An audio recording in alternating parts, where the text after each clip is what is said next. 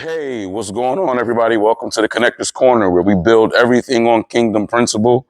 I am your host, Drew Dockery, the master connector, or one of the master connectors here at the Connectors Corner. And I'm a business coach, sales and marketing strategist. And what we do here is we help sales professionals, entrepreneurs, and small business owners not leave money on the table by doing three simple things. Number one is monetizing your relationships. Number two is growing your network. And number three is making the proper connections. Um, I'm also the author of the Connectors Handbook. If you don't have it, you definitely want to get that to make sure you have that in your repertoire so that you can move and groove correctly while you're in those rooms of greatness. And, you know, right now we're doing a lot. We got a lot going on. We got some upcoming events. Save the date, November 19th. The Power of Connections Summit. It's geared more towards sales professionals, real estate agents, real estate professionals specifically. So if you're an attorney, loan officer, real estate agent, any type of real estate personnel or real estate professional, you want to be in the room for that. We'll be doing it in the room in person and virtually. So stay tuned to the Connectors Corner, either here on YouTube or Facebook, the Facebook page, The Connectors Corner, or reach out to me, connect with me directly on Instagram. All of the places to connect will be in the description below. So make sure you go there, and we're connected on all those platforms. So that way you can get all the information and you can stay privy to what we have going on that'll help you win. So yeah, today we're in the series, ending the series, finishing the series up. The series is 3 keys to success. We went over time, we went over consistency, and the third key was leverage. I want to make sure I squeeze everything into this last video because originally I was probably going to have to break down leverage into 3 separate videos. So if we can take our time today, like I would say a Kojic preacher to some degree, we can take our time today. And forgive my voice. I'm a little, my voice is a little hoarse. Under the weather here. The weather is changing over in Buffalo. But if I can take my time today and we can go through this information, I definitely want to get your feedback from what we're going to talk about today, but I want to make sure we go in depth. Because even when I thought about it with consistency, we got in depth. We did. But there were so many extra parts that are connected and overlapping with other subjects. So I waited with time, I waited with consistency, and now I'm going to overlap everything into leverage. So I hope to get everything into this conversation we're going to have today about leverage. Hopefully you guys get a lot from this conversation because it'll definitely change your paradigm for how you look at business on a grander scale. So we'll back up. The first key was time, right? We talked about how being responsible for your time and making sure that you're making proper decisions with your time and how you handle your time. Compressing time frames was one concept I mentioned in that particular time piece. But time and consistency are going together. Consistency creates the rhythm for success. Time creates the process. Rhythm, consistency creates the progress. So I'll give you guys a good example because remember, we build everything on kingdom principle. This is not a religious channel. I am not a religious person, but I do follow certain precepts, principles that help me build my life that are fundamental to my life and how it works and how I am blessed on many levels. So just eat the meat, spit out the bones. But I'm not looking to change anybody's religion here because I'm not a religious person. But the stories, the keys, the principles, you can get a lot from those and take them and do something else with it. So time and consistency, right? Going into leverage, it'll all connect. Time and consistency. In the beginning, according to the Bible, right? God created heaven and earth. He set a time limit. He set everything in its place, but created time so that everything has segments. So night and day. It's 4 seasons, but each season comes with the time. So Every 90 days, the season changes. So you go from winter to spring, from spring to summer, from summer to fall, and then back to winter because the cycle, it starts all over again. But that's how time works. It creates a rhythm. So every day, day and night, and every 4 seasons, every year rolls around. It creates that rhythm. So now what he's created is the principle of timing and rhythm and being consistent with your timing, having a rhythm to it, right? That's why on the seventh day he rested. But that didn't change the game for everything else that he had already done. So from morning to evening, first day, morning to evening, the second day, morning to evening, the third day. So it was just a continual process of that particular time playing out. And it was consistency because every day he did a little bit in a certain area. He didn't go do everything at the same time. So as complex as life and the world is, he took time. He took his time to make it. So every day, night and day, night to morning to evening, it was something different the next day. Let's work on this now.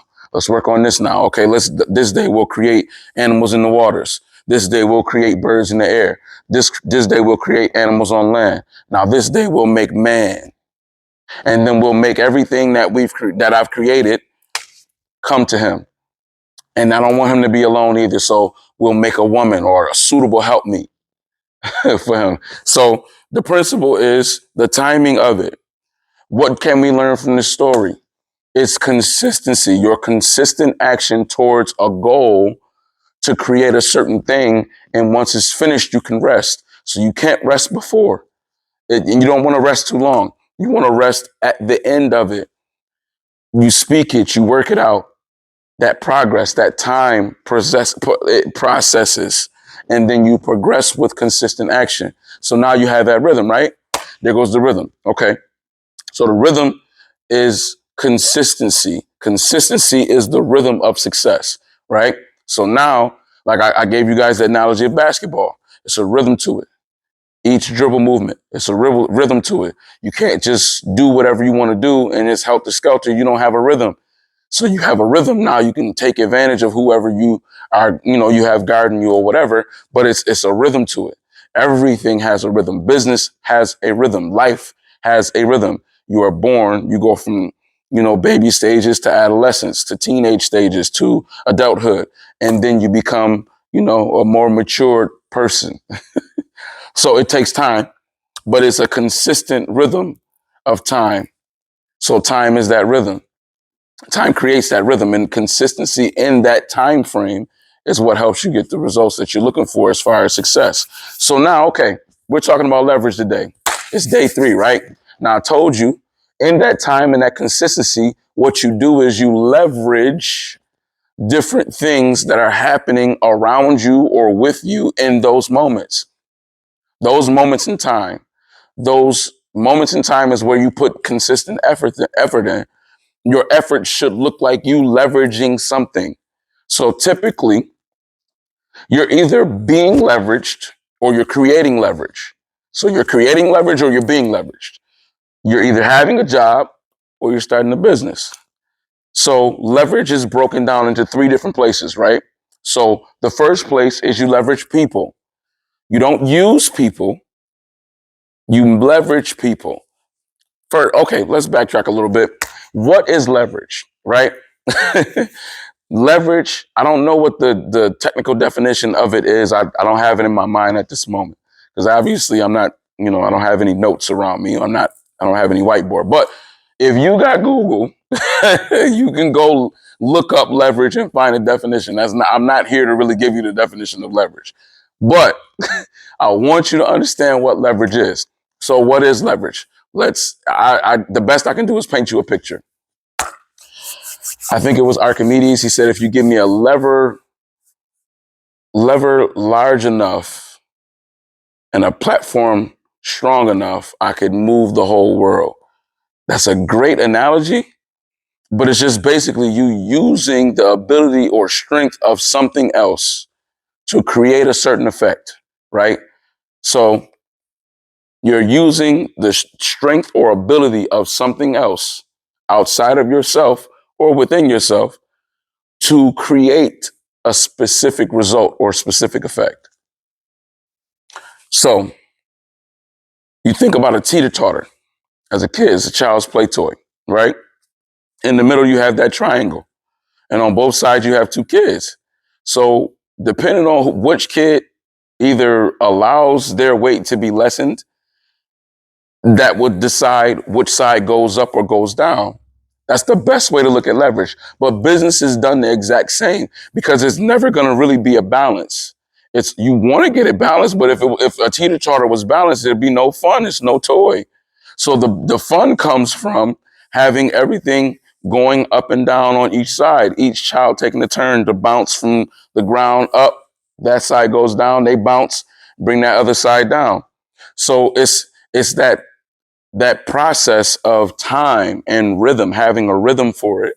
You have your rhythm for it, and now you can create the effect that you want to have. What is the effect created with a teeter-totter? Fun. Fun for kids. It's fun. So to them, a teeter-totter is leverage there, but it creates fun. That's the overall objective. Same thing in business. When you're looking to leverage anything, typically people, we're talking about people first, right? So typically when you're leveraging people, you're leveraging their abilities. You're leveraging their skills, their talents, their abilities to do a certain thing in a certain area better than you to create a certain result. So I think it was J. Paul Getty. J. Paul Getty had one of the greatest quotes I've ever heard. He said, I would rather be paid for 1%, 1%. I would rather be paid 1% of 100 people's efforts as opposed to being paid on 100% of my own efforts. Why would he say that? I would rather be paid 1% of 100 people's efforts as opposed to being paid on 100% of my own. The reason he would say that is because he understands leverage. You're leveraging other people's abilities, right? If you have 100 people that all do one thing, small, minute thing, the accumulation of all that work together becomes 100% of what you wanted to have happen in the first place. And it didn't take a whole lot of people to do it. They didn't have to, they weren't put in a place where it was really grueling work for them to accomplish this. It was 1% of their efforts. When you put 100% of your efforts into something, guaranteed you're going to miss something. Why? Because you're missing certain skills. When you have 100 people, you can leverage their skill sets. You leverage their talents. Napoleon Hill talked about putting together a mastermind team, right? So yeah, I got an accountant. I got an attorney. I got a person I work with for marketing and advertising. I got another person I work with for strategy. I got a business coach who gives me some other things when it comes to counseling. I talk to another person for leadership. I look for people who are in leadership positions, or like my uncle, he's a bishop, prominent bishop here in Buffalo, New York. My father is a pastor as well, prominent pastor in Buffalo, New York. I look to them for leadership skills, leadership principles, leadership precepts. So I leverage the abilities of other people who are great in those areas that I am seeking to gain an advantage in. So that's how leverage works. You leverage people, you leverage their efforts. My dad has been pastoring for 30, 40 years. I'm not, I haven't even been around for 40 years yet. I'm 37. I'm getting there. But even still, there's nothing I could do to compress his time of 40 years of experience of leadership into something that I can actually package and use in my business or use as a leadership tactic when I'm leading people. And that's what I'm using that reference. He was leading people in a religious organization. Yes, I'm looking to lead people in business. So I need to use certain principles because principles are transferable truths. No matter where they are, no matter where they're applied, they're going to always work, period. So in that situation with my dad, yeah, I definitely would have to leverage his ability, his experience as a pastor for 40 years or so, maybe more. I could be wrong. But I know he's been in ministry for way longer than that, probably about 50 to 60 years he's been in ministry. But as far as being a pastor, 40 years probably. Sounds about right. But even still, he's got 40 years of experience, 40 plus years of experience that I would like to leverage because I know he understands how to leverage or how to move people, how to lead people properly. Same thing with my uncle. My uncle has been a pastor for 30 years, I think, at this point. Yeah, 30 years. Yep. 2022, 92. Yep. So he's been a pastor for 30 years. I'm quite sure him being a prominent bishop in this area and running very large organizations of different people working together, getting people to work together, organizational skills, leadership skills. I'm quite sure he knows something. And in that 30-year time frame, he's built a community center along with growing the church. So I'm quite sure he knows some things about growing an organization. So my point is you create your mastermind team, right? So these are the people that you leverage their skills and their abilities to go, I would say, get better or to get a certain higher level result in whatever field that you're looking to get that result in. But it's based on you. So it depends on who your pieces are. So my accountant, he's been in the business for 30 years.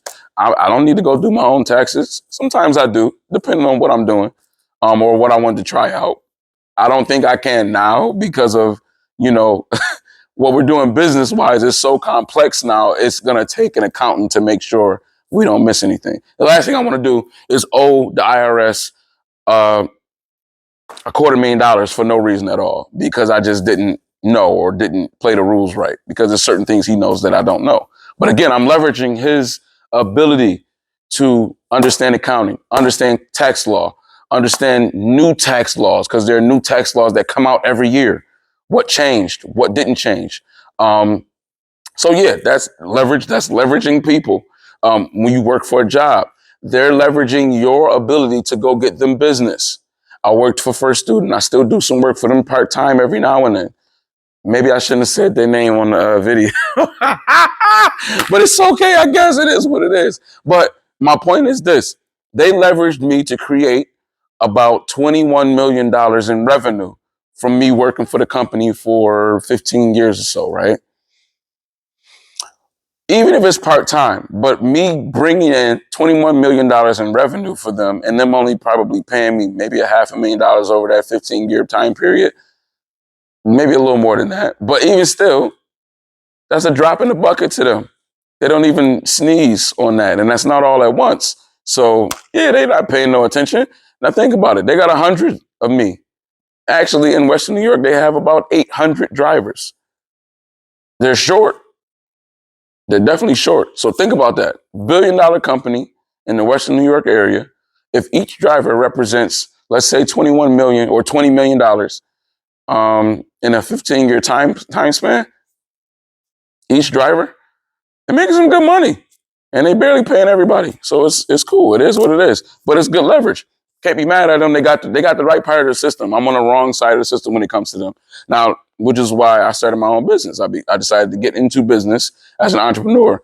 So as an entrepreneur, now you learn to create the leverage, right? So you're not being leveraged all the time. And even still, you still may be leveraged to some degree, depending on who you're working with or what you do for business.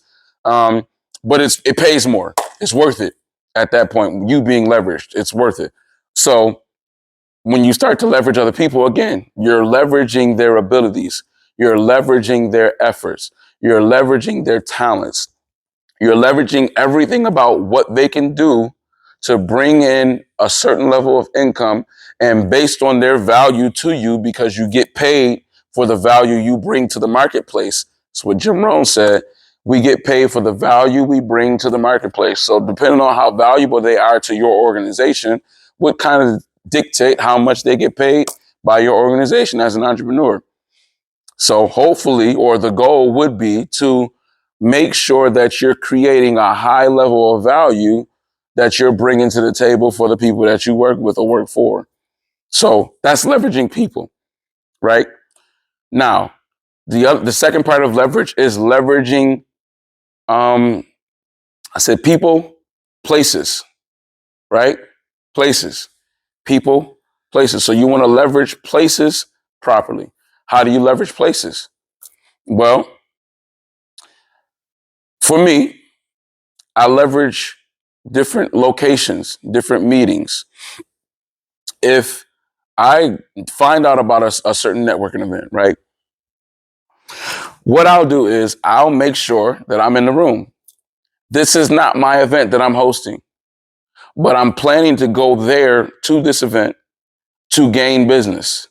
So I am leveraging different opportunities. Sometimes that comes with paying. Sometimes you have to pay to get into the room. I've had to pay to be a part of a mastermind program before. We've spent about $25,000 to be a part of this mastermind program.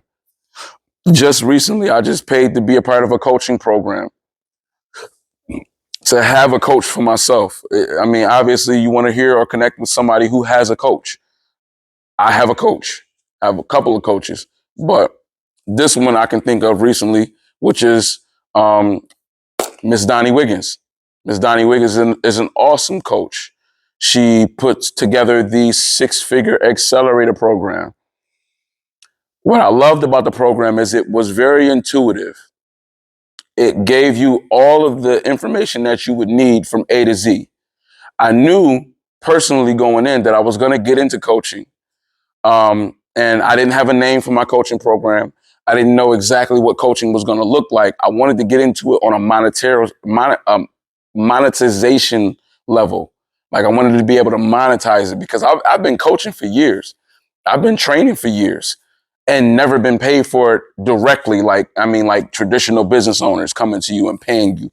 So I was a part of certain organizations that would be, a part of the leadership. You would have to train and coach different people in your organization to help them build those skills that they can help you make more money. So it definitely was necessary to do that kind of training. But from that, I ended up with a lot of different business coaches and stuff like that. And some of my high level coaches that I was able to connect with was cool, which is why I was able to connect with Miss Donnie Wiggins, because come to find out, she was one of those leaderships, she was hitting one of those leadership levels in those organizations, working with some of my coaches direct. She was working with them directly, some of them. And even though I worked with them and I had direct contact with them, they're in Houston, they're in Atlanta, they're in Las Vegas, they're in California. I don't live there. I live in New York. I'm in Buffalo, New York. So the best I can do is webinar, phone call. When it's an event that they have coming close, I'll go there, and afterwards we'll sit down and get food and eat lunch. But again, you still got to pay to have access.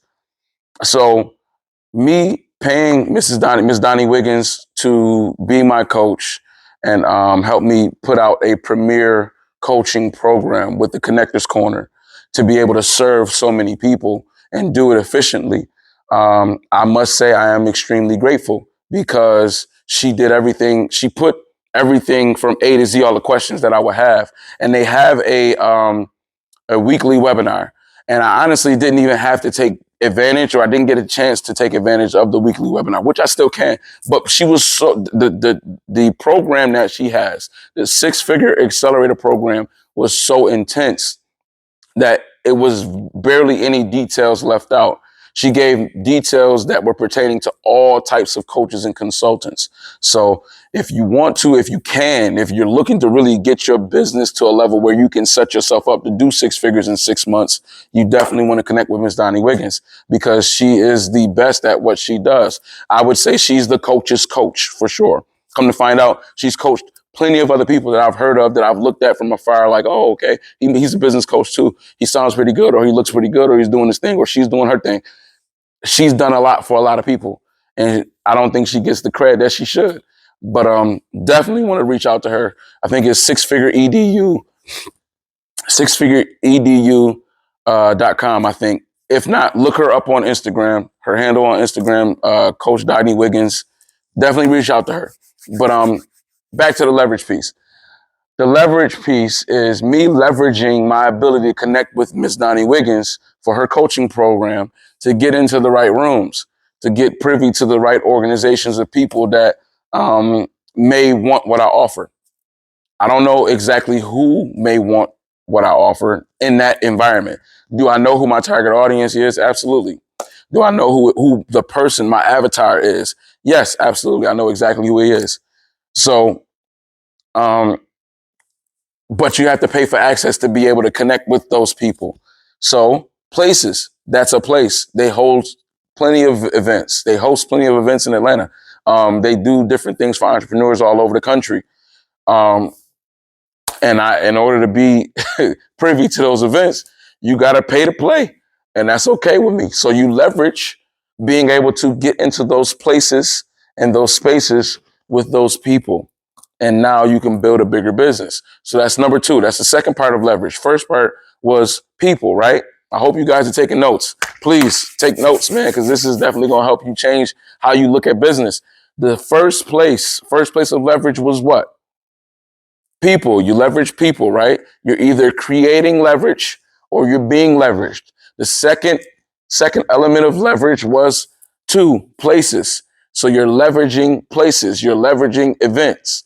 So good key. One of my coaches, Houghton Bugs, and he taught my mentor Jared Wilkins this element or this concept of building your business from event to event. So that's what I'm talking about when it comes to places. That's an addition to it. You can build your business from event to event. So whether it's a weekly meeting or a monthly meeting or a quarterly meeting, in between those meetings, you kick up a lot of momentum to build into the next event. So even at that event that you have or that you go to, your plan getting there, okay, we're here now. Let's go to the next event. The next event has to be on your mind. It has to be TOMA. It has to be top of mind awareness for you to understand, like, okay, this is cool and this was okay, but we got to do more. Get to the next event. So you build into the next event. That's what building your business from event to event is. So this event that we have on the 19th, we have another event coming in December. Do you think I'm going to be advertising or promoting the second December event at the event on November 19th? Absolutely. I'm definitely building into the event in December. And I think it's like 2 weeks away from that. So yeah, got to do it. It has to be done. And that's the best way to create that momentum because you build your businesses from event to event, but you have to leverage places. That's how you leverage places. So number three, the last one, leveraging things. The best thing to leverage to me when it comes to leveraging things is leveraging, I would say, money. Investors, as an investor, you're going to leverage money on a high level. Like my trading coach, Dr. Spiller, my man is a beast. And I seen him go from A to Z, how he built his business, how he learned his trading strategy, how he put it all together. And it was just cool watching him go through the process and being able to be along for that ride. But he leveraged money on a high level to the point where his time is probably worth $1 million every few minutes or whatever. Probably like $1 million an hour. You know what I mean? Like honestly, not to just throw big numbers out there for y'all. I've actually watched this dude on live. We've been on webinars, live trading together, and he's made $1 million in a small period of time. So yeah, you leverage money at a high level. A good friend of mine, Michael Manuel, he's another one. I think it was last year. No, not last year, but the year before last. During the pandemic, when the pandemic first jumped off and we were all just stuck in our house, a lot of the markets were fluctuating, right? So Forex is what we trade. Forex, indexes, foreign currencies, cryptocurrencies. We trade a lot of that stuff. But we pick specific ones that we get comfortable with and we master them, right? So when he mastered one pair and we were talking about a trade. I put him onto a trade.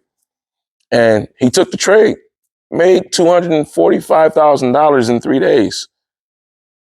I know plenty of people who don't make that in a year, and you do it in 3 days simply because he was able to leverage the money he had to make more money. And that's where that old saying comes from. It takes money to make money. That's a good business principle to some degree. Does it hold the most weight? Most situations, most cases, yes. It's going to take you some money to make money. So you leveraging money. Now, you can also, with leveraging money, um, or leveraging money as a thing, as one of those things, I've heard plenty of stories of people who are successful or become successful, and because they buy a certain car, they'll buy a certain car to get into a certain place to be able to connect with certain people. Again, the entire ladder of leverage is used at that point. So I know in Western New York, and even not just Western New York, well, yeah, I'll say Western New York. It's a Ferrari group here. Ferrari and Lamborghini group. They got a Mercedes Benz group here. They have a Rolls Royce group. When you buy a Rolls Royce, they all meet up in Germany or something like that with all their Rolls Royces. Everybody gets their Rolls Royce shipped to Germany or something like that. One of those foreign countries. That's I think it is Germany because it's the Autobahn Expressway. But they do like a big car event, and they go they go to this particular country, and hundreds of people, maybe thousands, who can afford it, get their Rolls Royces and ship them out the country from where they live to this particular place. And they just have a festival of some sort, but you get great business contacts, international connections. I know they have a lot of stuff like that in Dubai. Dubai is definitely major when it comes to business because there's so many of those brothers over there making money and that have money creating businesses. It's like the capital for business right now when it comes to entrepreneurship, especially investing. So yeah, you definitely want to be able to leverage places and leverage things and then be able to leverage people. So leveraging that thing, that item, that car, that vehicle will put you in a different place to connect with certain people. And you can leverage the place to meet other people who you can now leverage to get your desired result. So again, leverage is not taking advantage of somebody. It's not what that is. Otherwise, quit your job. If you feel like leverage is bad, quit your job, close your business down, close your business down, and just stop trying to make money altogether because you're not cut for, understanding what leverage is. Leverage is always going to be around. Whether you leverage people to build a church or a religious organization, or you leverage people to build a business. Either way it goes, like I said, you're either creating leverage or you're being leveraged in one way or another. So I hope you guys got that. Again, I apologize for my voice sounding so crappy. I am major under the weather. I'm bouncing back though. You know what I mean? It's a process. It's just that time of the year where everybody getting sick and passing colds and flus around. Just thank God it ain't COVID. Thank God. Oh, I don't even know if I can say that. Thank God it ain't, the 19 germ. So with that being said, I hope you guys got something from this conversation today. I really enjoy these conversations to be able to talk to you guys in depth. We're going to be doing some live events coming up very soon and doing them a lot regularly. If you're in small business or you are a small business owner, make sure you get involved with our small business organization, our small business mastermind. It's only $97 month to month. We're going to put some things together for you small business owners to really run it up coming 2023. Double your income, make as much money as you can possibly, give you strategy to do that and help you do that in the best way we possibly can. So definitely get involved with the Small Business Mastermind. If you're looking for more, maybe you want to tap into more of your income potential. I know you hear me talk about that formula that Think and Grow Rich talks about. They mention it. If you want to do that, you definitely want to get into the premium Connectors Mastery Mastermind. That is a 12-month program. It is a one-time fee. Hit the website for the numbers.